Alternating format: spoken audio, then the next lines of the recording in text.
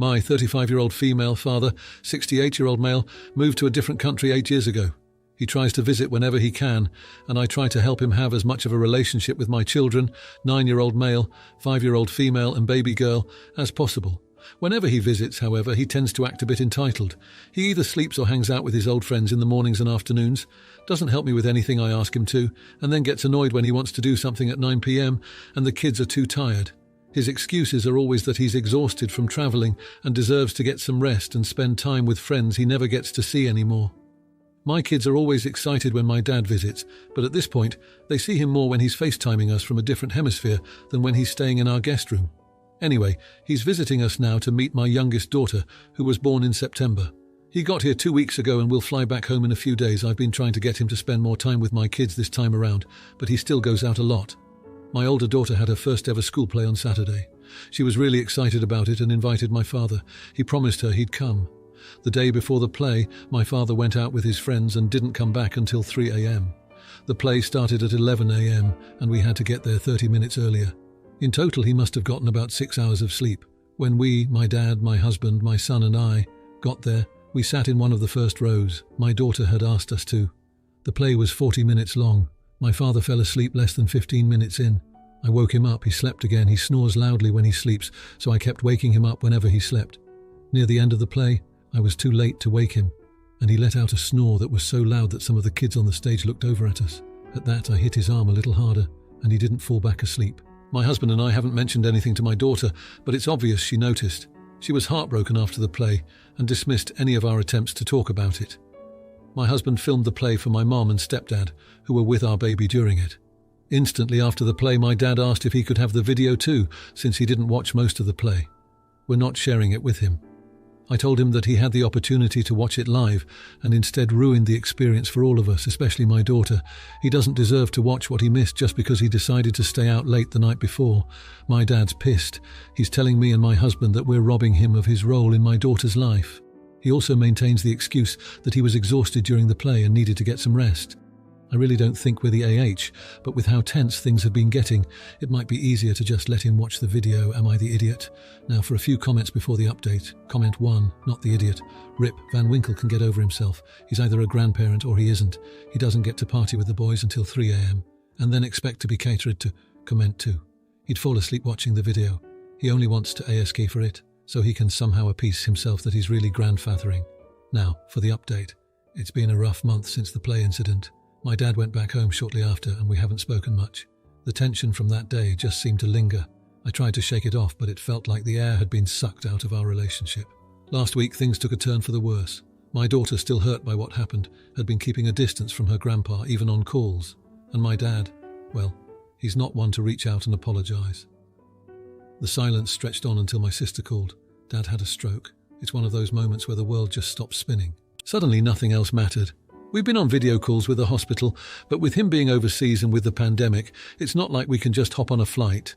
He's stable but hasn't regained his speech, and watching him struggle has been a knife to the heart. My daughter's been asking if Grandpa will ever come to her school plays again, and I don't even know what to tell her. My husband, bless him, has been a rock through this, handling the calls when I can't keep it together. My dad hasn't seen the play video. It feels so trivial now, but there's a part of me that wishes we had just sent it to him. Maybe it could have been a bridge instead of another brick in the wall between us. I'm afraid we waited too long, that he might never get the chance to see it, to be part of those little moments that make up for the lost time. I'm just here, stuck in this hollow feeling of regret, wishing for a do-over I know I'll never get. Now, for the comments. Comment 1. Not the idiot. You're dealing with a complex family dynamic, and the pandemic restrictions aren't your fault. It's natural to feel regret, but you can't blame yourself for not sending a video when there's a whole history there. Plus, you're respecting your daughter's feelings toward her grandfather, which is important. Comment 2. You're the idiot. Despite the history with your dad, not sending a video of your daughter's play seems petty. It was a chance to mend fences, and you chose to withhold a simple joy that could have meant the world to him. Sometimes you have to be the bigger person, especially when someone's health is declining. Comment 3. Not the idiot. You can't control the pandemic or the distance. It's tough, but sometimes life throws these curveballs. You're dealing with the emotional fallout the best you can, and it's not fair to shoulder all the blame for the strained relationship. Regret is part of being human, but it doesn't define your actions. Now, for the next story. 17 and 14. Youngest has friends. I will try to keep this short. My younger sister is 3 years younger than my oldest sister Sam. Sam doesn't like her youngest sister, and it's to the point where I don't think she would help in any setting. It's quite sad, and I know the cause of it. My youngest sister will copy everything she does and not give her any space. At this point, she is a mini Sam, and I know Sam hates it. It also doesn't help that my youngest sister doesn't have a large friend group, so she is bothering Sam at school. The biggest thing this year was her copying the electives Sam was taking, and now they have one class together. It's a problem, and the relationship is getting worse. I have talked to my youngest sister and even made her stay away at home, but I can't stop her at school. Sam has a good relationship with me and her dad, just not her sister, and she has made it very clear to the whole family why she doesn't like her younger sister. Today, my youngest sister came home and was upset that her sister didn't want to work with her on a school project. She was ranting and didn't understand why they don't have a bond. I told her I've explained this a million times, but she dislikes you since you won't leave her alone. That you will never have a good bond if you don't stop copying her and actually become your own person. She started crying, and my husband says I'm too harsh. They both think I'm a jerk besides Sam. Now for a few comments before the update. Comment 1, not the idiot, and I would get therapy for the younger, and put a note in with the school that she's not allowed to take the same class as the older. Is it Sam's last year? Is there an option to graduate early and go to college early? Now, for the update, all right, buckle up, because the last 2 weeks have been a wild ride in our household. You remember how I told you about my sister Sam and the mini-me she never wanted? Well, things escalated, rapidly. 2 days after I last posted, mini-me, let's call her Alex to make things easier, decided to pull the ultimate copycat move.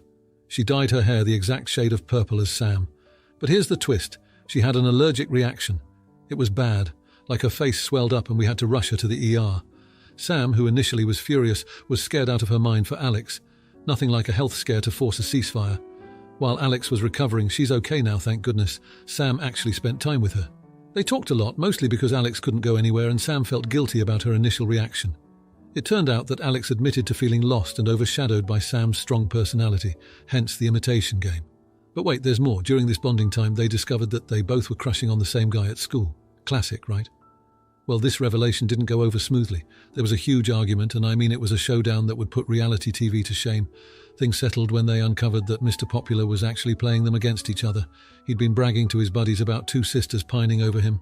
Gross. This mutual enemy united them in a way I never could have imagined. They hatched a plan to expose this guy's slimy behavior. It was like watching a teen movie plot unfold in my own living room. They gathered evidence, rallied a bunch of their friends, and managed to get the guy to publicly admit he was being a total jerk. It was epic, and as a result, their social standing at school somehow skyrocketed. Now here's the heart dropper. During this chaos, our dad got a promotion, which means we're moving. Sam and Alex, now closer than ever, are devastated. They've finally found common ground, and it feels like it's being ripped away. But in a strange twist of fate, this move has given Alex a chance to reinvent herself. She's talking about exploring new hobbies and styles that are all her own when we move. Sam's been helping her brainstorm. It's like watching a total 180-degree turn here. 2 weeks ago, they could barely stand each other. Now they're teaming up like some dynamic duo, taking down jerks and planning a fresh start. It's like I'm living in a soap opera, but a surprisingly wholesome one considering how it started. Now for the comments. Comment 1, not the idiot. Honestly, it sounds like you and your sister turned a pretty rough situation into something positive. It's not your fault you both fell for the same guy, and it's kinda awesome how you teamed up to expose him. Moving sucks, but it's cool to see you helping each other out. Life throws curveballs and you're just making the best of it. Comment 2. You're the idiot for getting angry at your sister for something as trivial as dyeing her hair. Sure, it might be annoying, but it's just hair and her allergic reaction should have been a wake-up call to be more compassionate. It's good that you made up and dealt with the guy together, but you should be more understanding from the get-go, especially with family. Comment 3. Not the idiot at all. You've been through a roller coaster, but the way you and your sister handled the situation with that guy was legendary. Plus, moving is tough, but it's heartwarming to see you supporting each other. It's a rare thing to see siblings turn a feud into a friendship. Keep that bond strong. Now, for the next story. I'm still getting different answers from family, so I decided to put it on here. I, 42-year-old male, have a daughter, 15 years old. Her mum, my wife, passed away 4 years ago, so it's just been my daughter and me. My daughter is in the early stages of her eating disorder recovery. A thing with eating disorder recovery is that a lot of people have safe foods. My daughter's 2 main safe foods are popcorn and chicken breast, and she'll always eat those. Well, on Thanksgiving, we always go to my mum's. Considering my daughter is pretty early in recovery, we weren't going like usual. I knew if I took her it would be a disaster, so I asked my mum if I could grab a plate for myself. When I went to grab it on Thanksgiving, my mum asked what my daughter was having. At this point, if my daughter would eat, I'll let her eat anything, and she wanted popcorn and chicken. So I told my mum that's what she's going to be eating. My mum acted very shocked and upset. I told her she was going to eat those foods because I'd rather her eat than not eat. My mum said, "But it's Thanksgiving." I tried explaining again how all I want at this point is for my daughter to eat. I'll let her eat whatever she wants. I got called an arsehole by several family members for not feeding my kid properly. So am I the idiot? Am I the jerk? Now, for a few comments before the update. Comment 1, not the idiot. My mum said, "But it's Thanksgiving and she should be thankful your daughter is making a recovery on her ED. You've got your daughter's back and she's willing to eat. That's all that matters." Comment 2, what type of idiot puts feelings about tradition above managing an eating disorder? Your relatives are chumps, not the idiot, and good luck supporting your kid, OP. Comment 3, not the idiot. You're doing the best you can with what you've got. Anyone who can't be bothered to understand is an AH. Now for the update. So, things escalated pretty quickly after Thanksgiving. I was not prepared for the chain reaction that all of this would set off.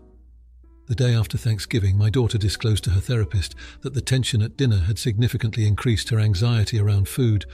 I felt like I'd failed her by not creating a safe enough environment.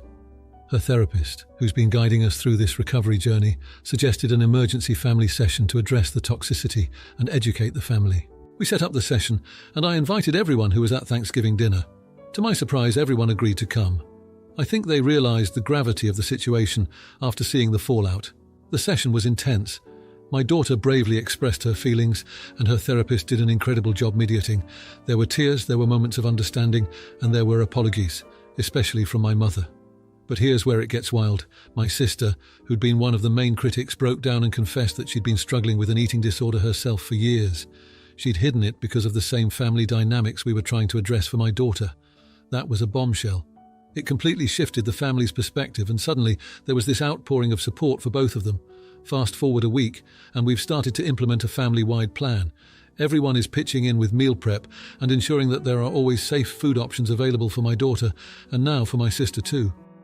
We've decided to start a new tradition of weekly family dinners, where the focus is on being together rather than what's on the table.